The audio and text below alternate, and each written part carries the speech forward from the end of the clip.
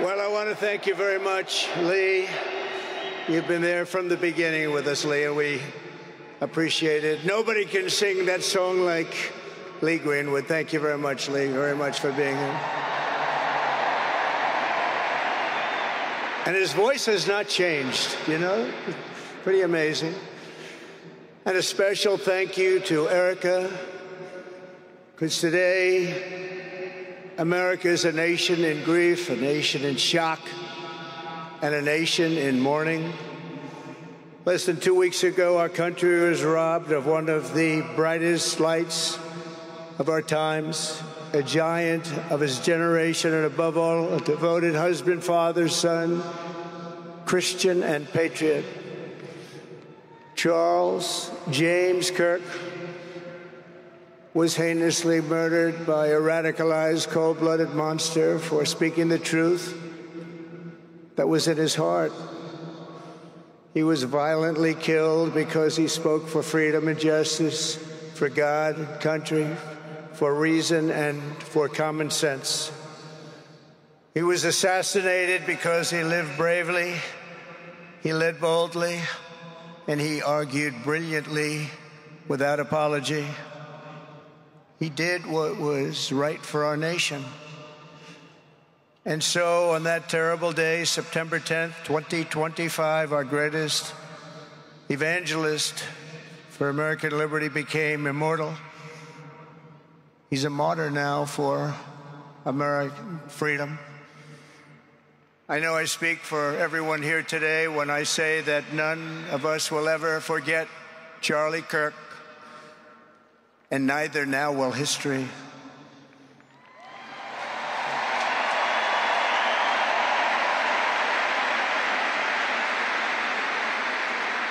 Because while Charlie has been reunited with his Creator in heaven, his voice on earth will echo through the generations, and his name will live forever in the eternal chronicle of America's greatest patriots.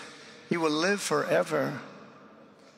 To Charlie's incredible and beautiful widow, Erica, we know the weight of this monumental loss is almost unbearable. But even in the midst of heartache and pain too great to even fathom, you have somehow found the strength and deep faith to be a comfort to millions and millions of people. And thank you very much, Erica. Thank you very much.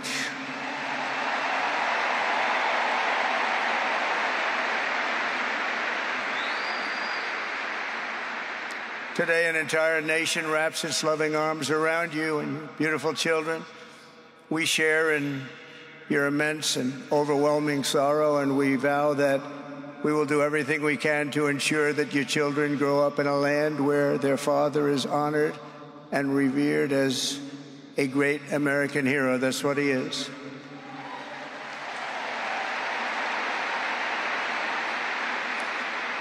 To Charlie's parents who lost their beloved son, and to the entire Kirk family, we know that no words can ever be enough to fill the void he leaves behind. That's a void that just can't be filled. But I hope the extraordinary outpouring of emotion over these past 11 days has comforted you with the knowledge that your son brought more good and love into this world in his 31 short years than most people, even very, very successful people, can bring in a lifetime.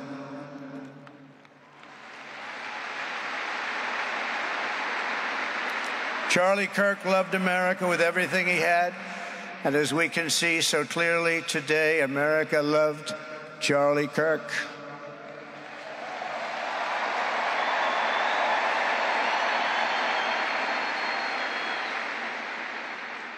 And he could always draw a big crowd. Look at this today. Look at what's gone on. This is a big crowd.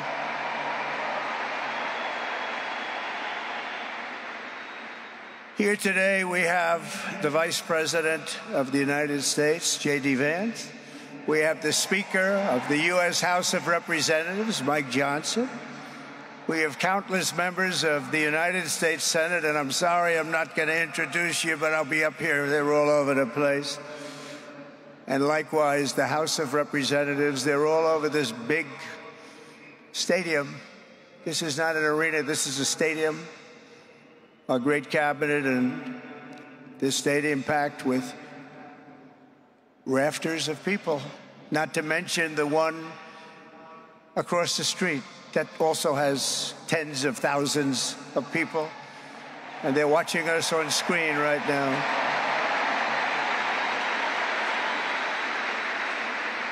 And I'm sorry we couldn't get you in. If anybody would like to give up your seat, please walk across the street.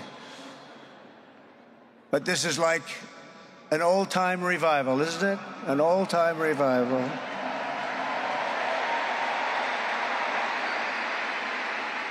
For millions of Americans, especially young people, it is agonizing and unthinkable to say goodbye to a patriot whose heart still had so much to give. It's so much.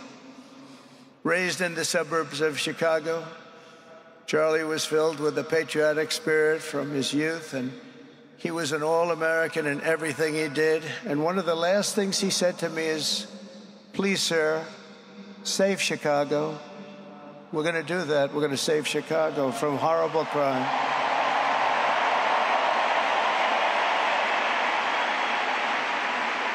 In high school, he was the quarterback of the football team and the captain of the basketball team. He was a good athlete. A lot of people don't know that about Charlie. He was an Eagle Scout who spent his school lunch breaks listening to another champion for liberty, somebody that he greatly admired, Rush Limbaugh.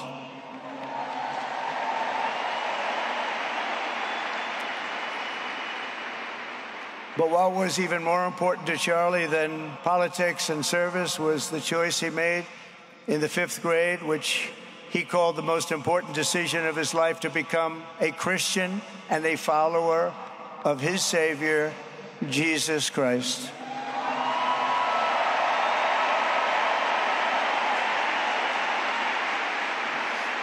Inspired by faith and his love of freedom, Charlie did something remarkable when he was just 18 years old. On the advice of a mentor who told him to put off going to college because he was doing so well, he devoted his life to converting young people to the conservative cause. How did he do? Take a look. How did he do?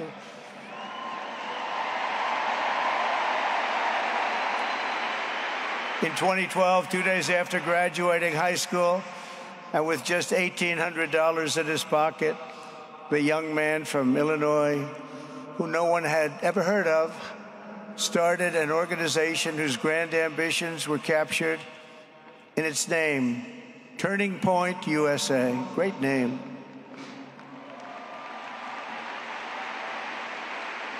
And I have a feeling it's going to be bigger and better than ever before. Does that make sense? It's going to be bigger and better than ever before. Look at what's happening. 12 years ago, Charlie walked onto his first college campus, the very liberal University of Wisconsin at Madison. He set up a card table and put up a sign with 3 words, "Big government sucks." Could you believe that? That's Charlie. That day, Charlie talked to every student who approached him, most of whom were probably quite a bit older than he was. Finally, after many hours, he found the first ever Turning Point chapter leader. His first year out of high school, Charlie traveled 300 days raising money and taking his message to campuses all over the country. He lived out of his parents' basement, and they actually loved having him there. They loved Charlie. Everybody loved Charlie.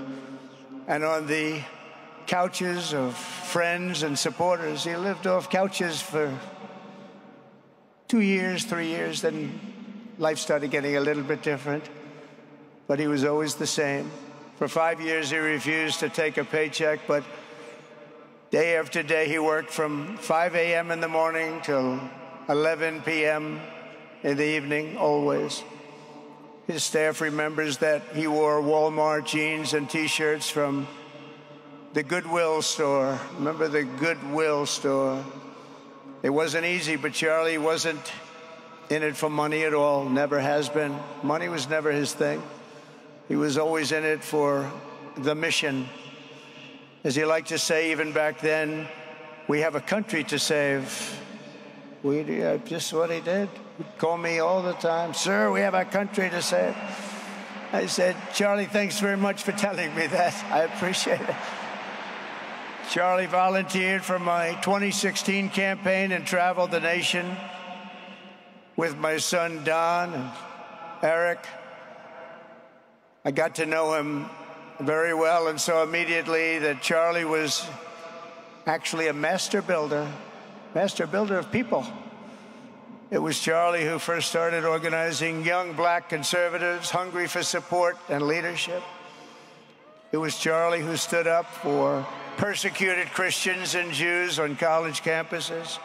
It was Charlie who helped bring online censorship, free speech, and cancel culture to the fore of our political debate. He was right up there with me. It was Charlie who helped unite MAGA, and you know what MAHA is? That's right, Make America Healthy Again. And tomorrow we're going to have one of the biggest announcements, really medically, I think, in the history of our country. We're going to be doing it with Bobby and Oz and all of the professionals. I think you're going to find it to be amazing. I think we found an answer to autism. How about that? Autism. Tomorrow, we're going to be talking in the Oval Office in the White House about autism, how it happens, so we won't let it happen anymore, and how to get at least somewhat better when you have it, so that parents can help their child, their beautiful child. That's a big one. I've been bugging everybody over there, get the answer to that. You know, 20 years ago, 1 in 10,000 were born with autism. 20 years ago. The most recent survey says 1 in 12. How bad is that? That's for young boys, baby boys, but also girls, a little bit better. It's about 1 in 20. But we can't, because obviously there was something really wrong, and we think we know what that is. It's going to be, I think it's going to be one of the most important news conferences I'll ever have, and I look so forward to it.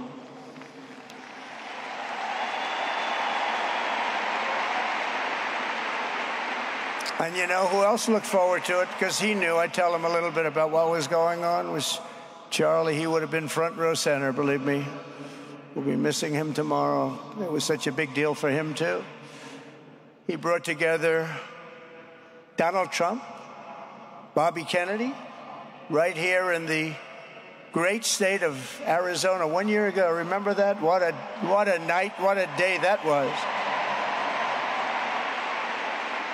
And it was Charlie who was among the first to speak to me about a man from Ohio by the name of J.D. Vance. Have you ever heard of him? He's doing a good job.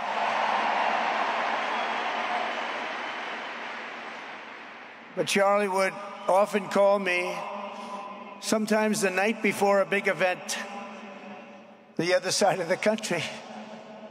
And he'd ask me, he'd say, do you think you could come and speak at the event? The following day, right? I'd say, Charlie, I'm the president of the United States. You want me to travel 4 hours by plane? And you know, sometimes I did it. He was a very good guy. He was a very convincing guy. He didn't stop, but he would ask for things like that. Sir, could you be tomorrow in California? I said, Charlie, give me a break, please. He just wouldn't stop. And he succeeded. But I almost always went because you never wanted to let Charlie down. He worked so hard. You just didn't want to let him down. I felt guilty. He'd make me feel very guilty. As president, many people asked me for things, but Charlie was one of the few who always gave more than he took. He was a giver much more than a taker.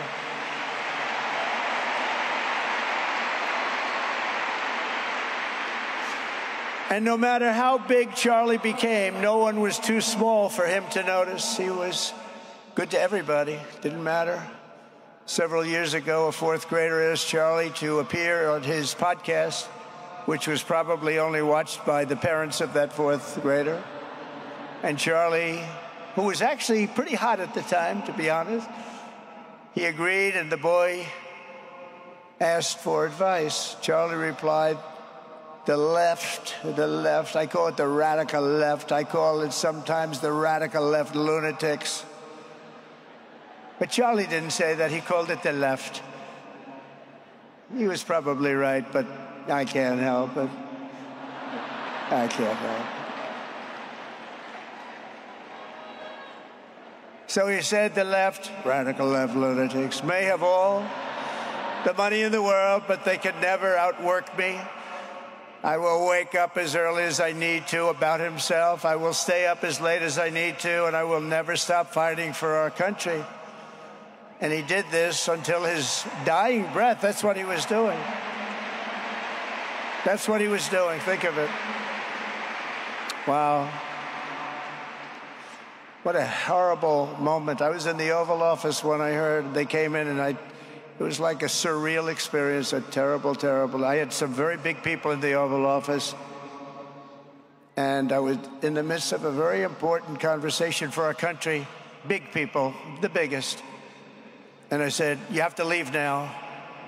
When they told me that, they told me in front of a group of very powerful people, I said, you have to leave now, right now, please. Right now. You have to leave, go. By his own determination and skill, Charlie Kirk built Turning Point from his humble beginnings, the beginnings that nobody believed could ever end up something like this, into a great movement and a juggernaut of American politics. And, you know, we have a massive stadium loaded up with people, but he got tremendous crowds before he had this kind of horrible news and before we had to hear what happened so terribly. He delivered more than 250 speeches a year at over 200 colleges and universities, and that was at a time when it was not really vogue to go to colleges and universities if you were a conservative. It really took great courage. And we used to talk, and I said, you know, I think they're much more conservative than we know, and he agreed, but it just wasn't something that was happening because the radical left would do very bad things, very dangerous things. But Charlie set up chapters on 2,200 campuses and spoke at more than 1,000 churches. He launched a podcast and radio show that grew to an audience of 1 million Americans a day, one of the bigger shows on radio. And Charlie didn't just bring young people into the movement. All of a sudden, it started to grow by leaps and bounds. By 2024, we won more young people than any Republican candidate in the history of our country, including, for the first time, a majority of males under 30. Can you believe it? Remember when Republican presidential candidates would get 4%?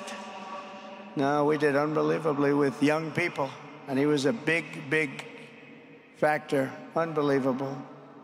But he made me work for it. Sir, you have to make a speech here. You have to make a speech there.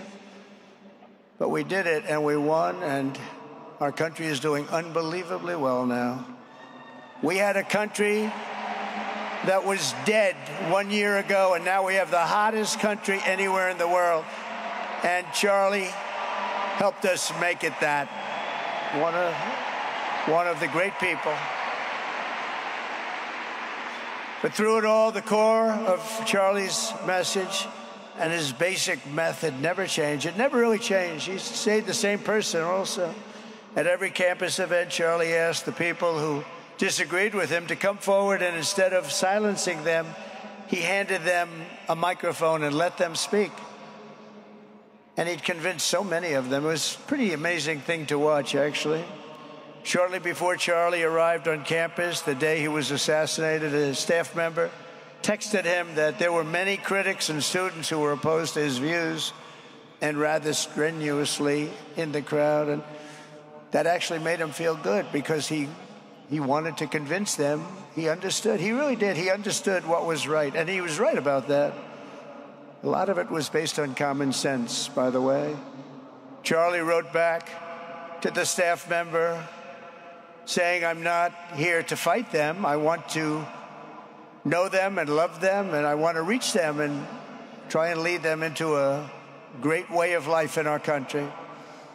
In that private moment on his dying day, we find everything we need to know about who Charlie Kirk truly was. He was a missionary with a noble spirit and a great, great purpose.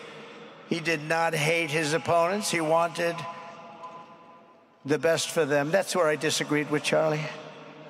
I hate my opponent, and I don't want the best for them. I'm sorry. I am sorry, Erica. But now Erica can talk to me and the whole group, and maybe they can convince me that that's not right, but I can't stand my opponent. Charlie's angry. Looking down, he's angry at me now. He wasn't interested in demonizing anyone. He was interested in persuading everyone to the ideas and principles he believed were good, right, and true. Before each appearance, he prayed these words: "God, use me for your will." Always said the same thing: use me for your will.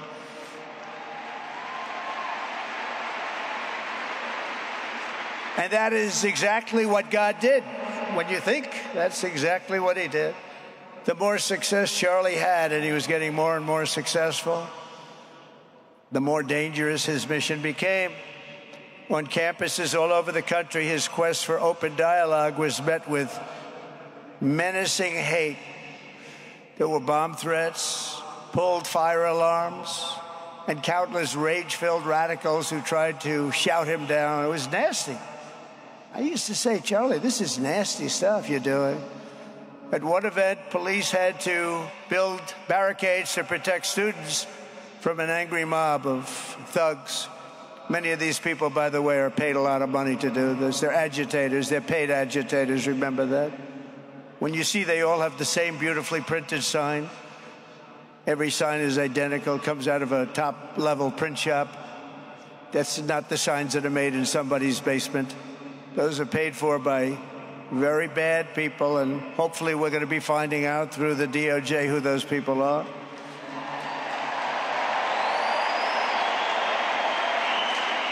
At another college, Antifa terrorists shattered windows, threw rocks, and tried to storm the building where Charlie was speaking. It was a really bad one. Often dozens of police officers were needed to prevent left-wing violence. And the violence comes largely from the left. You don't hear that from too many people, do you? And virtually every day for years before he was murdered, Charlie received these horrible death threats. People don't know. I used to talk to him about it. He said, "I got some threats." He always felt that when they actually made the threat, they were not the ones to worry about. The ones to worry about were the ones that don't make the threats. And I think you know what I mean. He knew the risk, but he and I shared a certain motto: never back down and never, ever surrender. Just don't surrender, never back down. He believed in it so strongly. So strongly. And he's right. He's totally right. The radicals and their allies in the media, sometimes referred to, as my son said, the fake news media, tried to silence Charlie for a simple reason: because he was winning, and he was winning big. He was taking over college campuses, colleges that had, in theory, only very liberal, or as they like to say, progressive. I call them liberal, but they like to call themselves, because it's such a beautiful word, progressive. They're the opposite of progressive, if you think about it. But they were really nasty, and he would go into these colleges. All of a sudden, within 2 years, 3 years, they turned into bastions of conservatism. It was really quite amazing to see. They lied about him because they did not want you to listen to him or to learn from him, because what he was talking about and even preaching made so much sense. Everywhere he went, he won the debates, he won the hearts, he won the minds, and yes, he won the elections for people. He helped us, he helped other people. We won the biggest election in the history of our country, I believe.